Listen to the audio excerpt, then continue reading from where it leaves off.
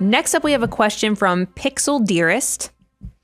It says, I've been trying to convince my friends, who are all servers in their 20s, that they should start investing now, but they don't believe retirement is even possible for them. What can I say to help them? Man, it's got a. I would go Socratic method here, right? That's the way I would approach this, Pixel. First, the question says, okay, you don't think retirement's even possible. So what's that mean? Are we gonna be doing this forever? It means YOLO. Does it mean like we're gonna be doing this forever? Like 50-year-old us, we're gonna like be servers. We're gonna have the aprons. We're gonna be waiting on tables. And by the way, there's nothing wrong with being a server. It was one of my most favorite jobs in the entire world. I absolutely loved getting to do it. But I knew at that stage of life, it probably wasn't what I wanted to do forever. And even if you're someone who's choosing that vocation as a career, I bet you don't want to be doing that in your 50s, 60s, 70s, and so on. So you ask the question, okay, you don't think you're going to retire. What are you going to do? You're going to have to work forever? Well, no, I don't want to do that. Well, okay, then let's back off into this. What would be required for us to not have to work? We'll have to have some money saved up. Okay, well, we're in our 20s. Have you ever heard about this thing that these guys called the money guys talk about called the wealth multiplier? Have you ever seen what even us in our early 20s working for the future, what our money can turn into if we just trade just a little bit of that money today for a better, more beautiful tomorrow in the future? And I think it's an education conversation that you have to have with them. Because Brian, you've done that. You did that with your friends when you were in your 20s. How'd you get your guys motivated to start moving in that direction? Now, I was the nerdy friend who was handing out books to all my friends. At the time, it was Wealthy Barber. I hope that in the future, it will be Millionaire Mission to get people excited about saving for the future. I think it's us humans, we have no problem with instant gratification.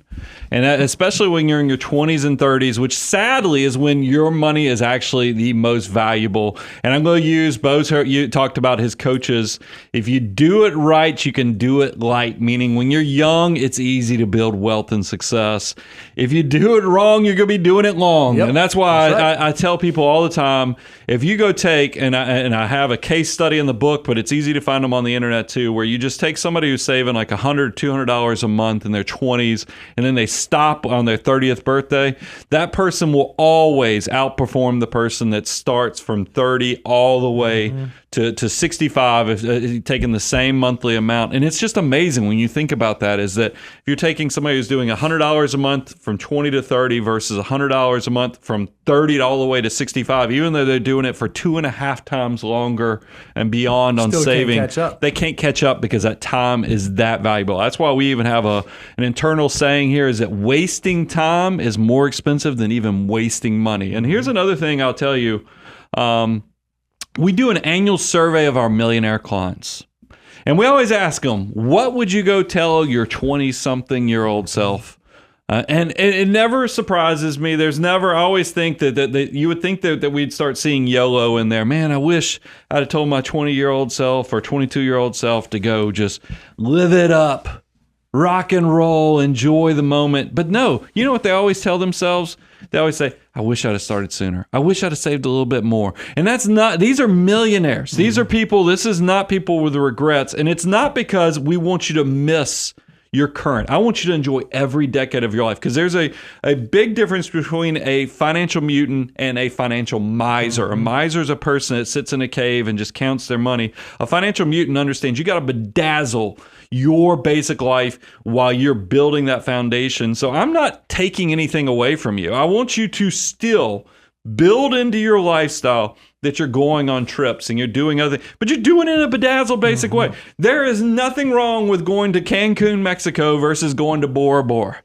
They got a beautiful beach in Cancun, Mexico. They got all-inclusive resorts and you can go on a cruise ship. And it will be very affordable, especially if you're staying in like inside cabins or even just a window view, that you can do incredible things without spending a gazillion dollars before you can actually afford it. Bedazzle your basic life, enjoy each decade of your life, but also put a priority on you need to be saving and investing for the future, because you're not getting any younger, and you're going to find out that army of dollar bills gives you options, flexibility, and living a life that you can only dream about when you're younger. I think the other thing, especially when you're talking to colleagues, when you're talking to peers is you don't have to get them to do the whole thing. Like you don't have to have them solve the financial puzzle. You just got to get them to start. Hey, $20 a month. Hey, let's just start. We're all going to open up Roth IRAs. Let's all do it. At the end of the year, whoever has the most money in their Roth, you get a free bar tab on us, or I'll pick up dinner. You figure out some way to gamify it, so that way you get motivation across everybody moving in the same direction. Because if you can just start a little bit, this is an easy addiction to grab hold.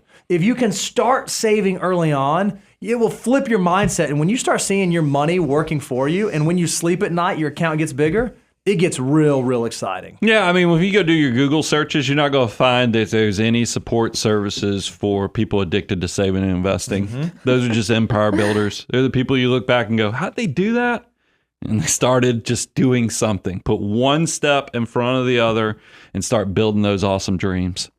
Pixel Dearest, if you want a good way to maybe start this conversation, go to moneyguy.com/resources. We have a free wealth multiplier calculator in there. And so you literally type in your age, hit calculate, and you get to like watch the money grow, and it will show you how much time or how much it will turn into by the time you're 65. So like I just put in a 25-year-old, just $184 a month will get you to $1 million by the time you're 65. So it's just, it kind of lets you customize it. It's kind of fun to try different things in this calculator.